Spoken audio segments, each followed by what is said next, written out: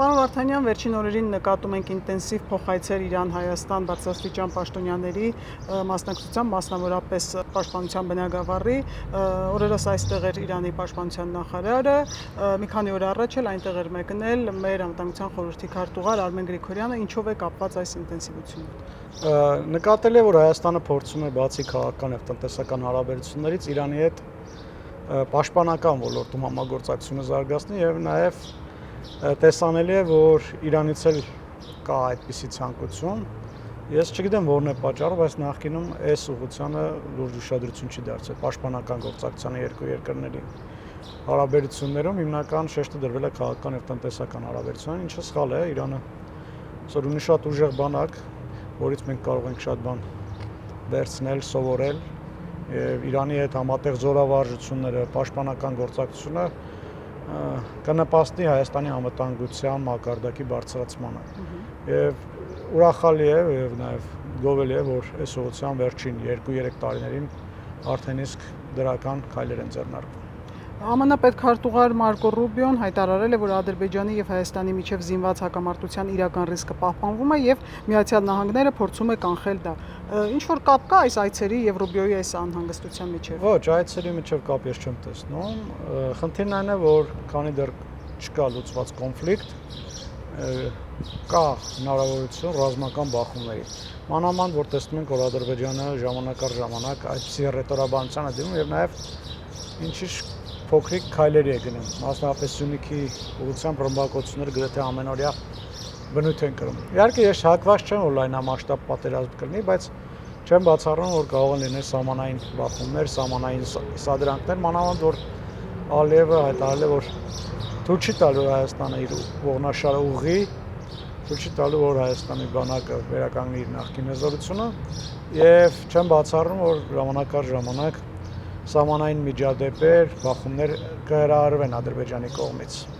Իրանի դեսպանը Մեղրիում լրագրողների հետ զրույցում ասել է, որևէ Զանգեզուրի միջանցք չի լինելու։ Ինչ է կարծում, Իրանը ինչ որ պարագայում զիջման կգնա իր այս հայտարարությունից եւ այս իրավիճակում ինչ դերակատարում կունենա Ռուսաստանի Դաշնությունը։ Մի քիչ դժվար է ասել եւ մոդելավորել Իրանի գործողությունները, որովհետեւ այսպիսի նախադեպ չի եղել երբեք, որ Իրանը պատերազմի մեջ մտնի, ասենք Ադրբեջանի հետ։ Իհարկե եղել են մեսիջներ Իրանի կողմից վերջին մի քանի տարիների ընթացքում, մասնավորապես Ադրբեջանի սահմանի երկայնքով խոշոր զորավարժությունների անցկացումը Իրանի կողմից նաև որոշակի մեսիջ էր պարունակում Ադրբեջանի։ Բայց արդյոք նա կգնա ավելի կոնկրետ քայլերի ընդդեմ Ադրբեջանի, իսկ ավելի կոնկրետ կգնա ռազմական բախման Ադրբեջանի հետ, դժվար է ասել, ես չեմ կարծում, որ որևէ մեկը կարող է միանշանակ պնդել, որ դա տեղի կունենա։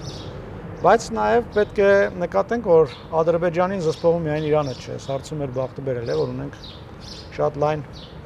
կոնսենսուս միջազգային առումով։ Արևմուտքն էլ բազմիցս Ադրբեջանին հստակ ասել է, որ Հայաստանի տարածքում այսպես կոչված Զանգեզուրի միջանցքի ուժով բացելը ծանր հետևանքներ է ունենալու Ադրբեջանի համար։ Դրա համար իմ խորին համոզմամբ Ադրբեջանը չի գնում ռազմական գործողությունների։ Իրենք հստակ գիտեն, որ եթե այդ կարմիր գիծը անցնեն, ծանր գին են վճարելու, դրա համար չեն գնում ռազմական ճանապարհով խնդրի լուծման, փորձում են հոգեբանական ճանապարհով ավելի շուտ Հայաստանի վրա ազդել, ստիպել, որ Հայաստանը հանձնի այդ միջանցքը եւ այլն եւ այլն։ Օրերս այստեղ է Ռուսաստանի Դաշնության արտաքին գործերի նախարար Սերգեյ Լավրովը, նա մեր արտաքին գործերի նախարար Արարատ Միրզոյանի հետ համատեղ ասուլիս տվեց, որ ժամանակ որոշակի մտքեր հնչեցին, ես կխնդրեմ անդրադառնանք դրանց ամենակարևորներին, ինչ արձանագրումներ եք արել։ Դե ակնհայտ է, որ Հայաստանի եւ Ռուսաստանի միջև լուրջ տարաձայնություններ կան, ինձ համար կապանի հյուպատոսության բացման հարցն է մի քիչ հետաքրքիր։ Ես որքան որ տեղյակ եմ, Հայաստանը դիմադրում է այս հարցում, չի տալի այդպիսի հնարավորություն Ռուսաստանի եւ ճիշտ էլ անում է, որովհետեւ եւ սա նաեւ Ռուսաստանի դժգոհություն եւ խանն է առաջացնում այն առումով, որ ինչու Հայաստանը կապանում թույլ է տվել Իրանին հյուպատոսություն ունենալ։ Շուտով Գորիսում կբացվի պատվո հյուպատոսությունը Ֆրանսիայի, իսկ Ռուսաստանին մերժում են։ Այստեղ խնդիրներ է առաջանում, բայց Հայաստանը բնականաբար ճիշտ է անում, որովհետեւ ի տարբերություն Ֆրանսիայի եւ Իրանի, Ռուսաստանը մեզ բարեկամական երկիր չէ ամենևին, Ռուսաստանը Հայաստանի տարածքային անկողջականությունը չի ճանաչում, եւ նաեւ թիկունքից հարվածելով Հայաստանին, այս վերջին 3-4 տարիներին փորձել է հասնել նրան, որ Հայաստանը միջանցք տրամադրի Ադրբեջանին, եւ այս հուլիսի ժամանակ նկատելի էր նաեւ այս հարցում Հայաստանի եւ Ռուսաստանի միջև առկա լուրջ տարաձայնություններ, իսկ իրականում տարաձայնությունները շատ հարցերում են եւ որքան էլ փորձեն այսպես թաքցնել կամ ցույց չտալ, դա նկատելի է եւ այս ասուլիսի ամենաուշագրավ պահն այն էր, որ նախկինում երբ որ ասուլիսներ էին լինում համատեղ, նախարարները գրեթե նույն պատասխանն էին տալի տարբեր հարցերի շուրջ։ Մենք տեսանք, որ այստեղ մի քանի հարցերի շուրջ տրամագծորեն հակառակ պատասխանը եղավ։ Օրինակ Ջերմուկում 2022 թվականին Հայաստանի դեմ ագրեսիայի ժամանակ հապկի գործողություններին եւ դրանից հետո տեղի ունեցող իրադարձություններին։ Եվ Արարատ Միրզոյանը եւ Սերգեյ Լավրովը տրամագծորեն հակառակ պատասխաններ տվեցին նույն երևույթի վերաբերյալ։ Մասնավորապես Լավրովը սկսեց մեղադրել Հայաստանի իշխանություններին, թե մենք առաջարկեցինք դիտորդներ, իրենք նախընտրեցին եվրոպացի դիտորդներին, բայց այդ համաձայնագիրը չէր ներառում կարծեք թե դիտորդ։ Որտեղ իրենք ոչ թե դիտորդ էին ուզում ուղարկել, իրենք ուզում էին խաղապահ ուղարկեն իբր, որոնք զենքով գային եւ այնտեղ կհաստատվեին, հետո էլ չգիտես ինչ կներ, այդ միջանցքը հնարավոր է նաեւ սիրուն ձևերով փաթեթավորված տային Ադրբեջանին։ Ամեն դեպքում Ռուսաստանը եթե ցանկանար կկանխեր Ադրբեջանի ագրեսիան, դրանից առաջ եղել են մի քանի առիթներ, 21 թվականին մի քանի անգամ ներխուժումներ եղավ, 22 թվականի գարնանը Հայաստանի ինքնիշխան տարածքներ ներխուժում եղավ եւ ամեն անգամ Ռուսաստանը խուսափել է իր պարտավորությունները կատարելուց։ Իսկ այդ հապկի դիտորդներ ուղարկելու մասով ես վստահ եմ, որ այնտեղ ուղղակի մանիպուլյացիա կար։ Եթե իրենք ուզենային դիտորդ կամ ինչ-որ խաղապահ ուղարկեին, որոնց նպատակը որ Ադրբեջանին սանձներ, բնականաբար Հայաստանը կողմ կներ, ինչու պետք է դեմ լիներ։ Բայց այնտեղ հստակ մանիպուլյացիա կար, իրենք չէին ուզում կանխել Ադրբեջանին, պատահական չէ, որ Նիկոլ Փաշինյանը մի քանի անգամ դիմել է Պուտինին, խնդրանքով որպեսզի կասեցնի, օգնի կասեցնել ադրբեջանական հարձակումները, բայց ամեն անգամ ստացել է պատասխան, որ դե Հայաստանի եւ Ադրբեջանի սահմանները դելիմիտացված չեն, դեմարկացված չեն, չի երևում այդ սահմանը եւ այլն եւ այլն։ Այսինքն, եթե իրենք իրոք ուզեին որ կանխեին կամ կասեցնեին ադրբեջանական ագրեսիան, դրա համար ունեին բազմաթիվ լծակներ եւ գործիքակազմ, ինչը իրենք չեն կիրառել եւ միայն դրանից հետո Հայաստանը ստիպված գնաց եւ Պրահյան հայտնի այդ հայտարարությունը ստորագրեց, բայց դրան նախորդել են մի շարք իրադարձություններ, որի մասին բնականաբար Լավրովը չխոսեց, ըմտորեն շրջանցեց, ցավոք լրագրողը այդ մասին նրան հարցնող լրագրողը այդ դրվագներին չանդրադարձավ, որ 2022 թվականի սեպտեմբերյան ագրեսիային նախորդել են մի քանի այլ ներխուժումներ Հայաստանի տարածք եւ Ռուսաստանի կողմից համարժեք պատասխան չի եղել, նույնիսկ հայտարարության մակարդակով չեն դատապարտել այդ ներխուժումները։